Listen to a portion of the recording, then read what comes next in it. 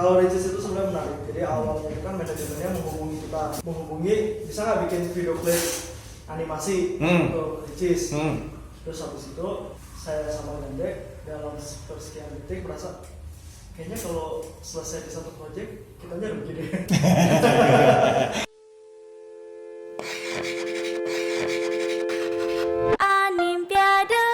Animation for all. Biasanya dalam satu project yang normal ya, saya nggak tahu normalnya dari Bonbin maksud saya, itu biasanya dibutuhkan dibutuhkan berapa orang untuk mensupport itu? Nah, jadi kalau kita tuh ada beberapa paket nih. Iya. Jadi kalau misalnya paket yang paling murah sederhana mungkin 3 orang udah cukup. Oh, Tapi ada kalau paket. yang kompleks itu intinya banyak. Iya. Atau depend on dari itunya ya. Tapi artinya Mas Gandhi berarti dia secara marketing membuat semacam paket-paket itu ya, artinya paket ini nilainya sekian, ini bisa 2 orang berarti paketnya sekian, kalau ini sekian ini itu biasanya paketnya itu based on apa Mas? Apakah based on durasi atau complicatednya atau storyboardnya atau apa biasanya? Bahkan basicnya adalah ketika misalnya ada yang menanyakan, calon klien menanyakan ke Bonbin, saya mau bikin animasi nih, berapa harganya? Itu biasanya pertanyaan standar. Nah dari situ kan kita wah, animasi banyak banget, custom banget kayak gitu. Ini maksudnya apa nih? Kadang-kadang orang juga nggak ngerti. Oh, bikin animasi 30 detik berapa? Ya berapa? Kita kan nggak tahu mau storyboardnya kayak apa nih? Kita bikin ratusan juta ternyata simple. Kita buat cuma 100 ribu ternyata auto pilih minta gede banget gitu kan? Nah, seperti itu. Makanya kita coba sederhanakan dulu untuk kita bikinkan paket. Jadi kita ada paket A, misalnya paket yang paling standar, bronze, dengan tingkat kesulitan sekian, durasinya per menitnya sekian, terus kemudian nanti kita dapat apa aja, apakah script dapat, kemudian voice over, kan voice over juga kita ada grade-nya, grade yang biasa, terus ada yang pro, ada yang gimana gitu. Kemudian ada yang silver, naik lagi, nah kemudian ada yang gold. Nah, tapi ada ini juga ada. Jadi kalau misalkan kita dapat proyek pemerintah, platinumnya berapa? Gitu. Adorable gitu. Apalagi bisa nanti kalau dapat yang platinum gitu ya. Kayak gitu bisa diatur. Nah, cuman kita juga ada dari skema dari skema paket itu, kan kadang-kadang kalau ke klien itu ada yang Mas, sebetulnya budget saya tuh custom nih, nggak ada di itu. Tergantung dari. Kita juga ada skema ini setelah misalkan paket nggak masuk, katakanlah kita ada skema namanya managing budget. Bu, budgetnya berapa Bu? Iya. Nah, gitu. Iya, karena aturable lah. Aturable bisa cuannya dapat. Iya. Deal. Nah, gitu. Jadi kita cukup fleksibel sih. Bahkan kalau saya bilang 90% project Bonbin itu di luar paket. Di luar paket itu. Ini kan mungkin hanya sebagai gambaran aja ya, patokan aja supaya kalau mereka nggak punya ya kita punya, tapi mereka nggak bisa ngikutin ya sudah, pokoknya tailor made juga bisa gitu. Karena di industri seperti ini juga supply and demand tuh mempengaruhi. Jadi antara harga yang mereka mau bayar segini, kita ada yang tawarkan kebutuhan produksinya ya ketemunya di tengah situ. Jadi semua nggak ada win-win tapi happy ya. Nah, happy. Lucu tuh ini. Jadi ada beberapa klien, tapi biasanya perusahaan yang besar sih. Jadi mereka itu nggak mau harga murah. Jadi harus mahal. Mereka gengsi gua. Jadi kayak mereka nanti laporan ke atas segala macam tuh, ya kita bagus, sedang harganya udah. Iya. Karena kalau misalnya dapat penawaran harga murah, justru mereka takutnya kualitasnya itu nanti iya sesuai ada juga ya saya dulu gitu. pernah ngalamin juga seperti itu gitu. Lucu. Iya. Walaupun kita juga kalau dibilang saya dapat cerita ya, yang saya kan di sini kita ada WhatsApp gitu kan, yang nanya segala macam. Ya adalah yang misalnya Mas bisa nggak bikin animasi yang standarnya kayak misalnya silver gitu, Masnya cuma punya budget 1 juta atau misalnya yang 500 ribuan gitu, kan memang jauh banget. Tapi buat kita saya selalu bilang ke anak-anak gitu kan yang mengendal, kita juga dalam rangka edukasi juga nih ke konsumen. Jadi bahwa untuk pembuatan animasi itu standarnya seperti ini. Jadi katakanlah misalnya banyak orang yang belum tahu, nah sekarang kita edukasi, salah satu tugas kita juga buat edukasi pasar juga gitu. Kalau saya terus langsung masukkan CSR. Paling tidak perusahaan kita kan sudah melakukan CSR Mas, gitu. Jadi harganya tetap, cuma karena CSR itu separuh itu digunakan untuk. Barangkali ke depan dia misalkan ada budgetnya. Jadi itu nanti bisa sebagai nanti portfolio gitu. Kami juga CSR. Ajarin gitu Mas. Oke, nah sekarang kalau kebanyakan dari Bonbin itu kliennya kebanyakan kementerian apakah dari Bandung, apakah dari Jawa Barat atau dari nasional, karena tadi juga apa dari kementerian atau dari manapun juga. Nah, kita memang bicara ini loh, bicara konsentrasi perputaran uang di Indonesia, katakanlah misalnya skupnya Indonesia. Jadi secara data katanya 70-80% ya uang yang berputar di Indonesia itu ada di Jakarta. Gitu. Jadi dan secara real yang proyek yang kita dapatkan memang sekarang tuh 70% malah banyaknya di Jakarta. Nah, sisanya ada di Bandung, ada kota-kota lain gitu kan, nah, tapi emang secara real memang budgetnya memang banyaknya di Jakarta gitu. Karena pusat-pusat perusahaan ada di Jakarta, di daerah cuma cabang. Pemerintah, kementerian di Jakarta gitu. Nah, berarti kalau dia di daerah yang mungkin pemerintah provinsi gitu. Nah, kita juga beberapa kali dapat proyek di luar negeri. Ada juga itu mungkin dari perusahaan yang besar gitu. Nah, kadang-kadang mereka juga sama, mereka tuh malah mencari ke Indonesia tuh karena cari yang murah gitu kan, bahkan pengen udah murah mau dipus lagi gitu.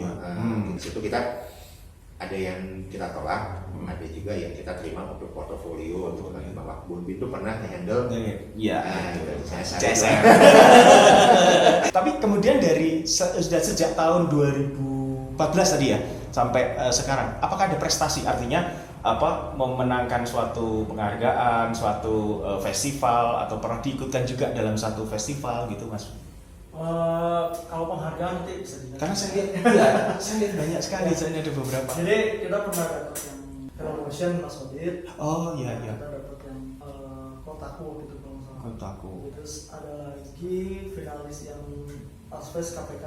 Terus ada yang KPK tahun berapa itu? KPK tahun 2013. Oh, 15. Terus Bismillah kita juga pernah. Dan pasang di kompro biar gitu ya. Iya. Ini aja best apa aja nih? KPK Akfest 2015, kemudian Hello Motion Festival Best Animation 2016, dan Best Grand Finalis Wismilak Diplomat Success Challenge 2017. Ini dibantai sama Helmiah. Tapi dari situ kan ada pengalaman gitu ya. Termasuk kemarin kita nggak tahu nih sudah bisa dibocorin nggak itu yang dari yang kemarin di itu. Boleh ya, sudah, karena itu nanti dari Bonbin juga membuat animasi untuk Mbak Ria Ricis ya. Itu nanti. Boleh juga kalau diceritain di sini. Oh boleh. Itu gimana itu ceritanya? Benar. Harus ya. Harus. Jadi kalau Ricis itu sebenarnya menarik. Jadi awalnya itu kan manajemennya menghubungi bisa nggak bikin video klip animasi untuk Ricis. Terus habis itu saya sama Gandek dalam sekian detik merasa kayaknya kalau selesai di satu project kita rugi deh. Jadi saya sama Gandek langsung teleponan. Jadi waktu itu kan kita lagi terpisah, saya di rumah, Gandek juga di rumah. Penawaran itu malam-malam. Terus habis itu saya sama Gandek meeting singkat 15 menit. Nah, jadi kita merasa gimana kalau kita nggak usah ngomongin tentang project yang si video klip ini, tapi kita langsung nawarin proposal untuk jangka panjang. Nah, habis itu kita minta ke manajemennya gini boleh nggak sejam lagi kita ngobrol.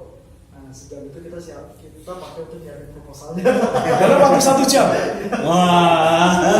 Jadi langsung Bandung Bondowoso nih. Wah, artinya langsung sangkur yang cepet. Karena kita merasa ada hal yang ingin kita coba. Kayaknya ini momen yang menarik untuk bisa sama-sama dapat benefit gitu. Jadi kan kalau saya waktu itu ngeliat ini, ada yang BTS kan dia punya versi orangnya, dia punya versi IP-nya kan. Nah, terus saya kenapa ini tidak? Tawarin ke Ricis itu sebetulnya secara IP udah lengkap banget. Orang itu udah IP banget gitu. Bisa diduplikasi di dalam bentuk yang lain gitu, komik, animasi dan lain-lain. Nah, kita punya waktu sejam untuk bikin presentasi dan habis itu langsung kita tawarin ke manajemennya. Kita nawarin 3 tahap. Kan kalau misalnya bilang langsung direct mau bikin ini kan kayaknya nggak sopan gitu, baru juga ketemu gitu. Akhirnya kita coba nawarin 3 opsi. Yang pertama adalah project selesai, bikin video klip harganya sekian dan selesai.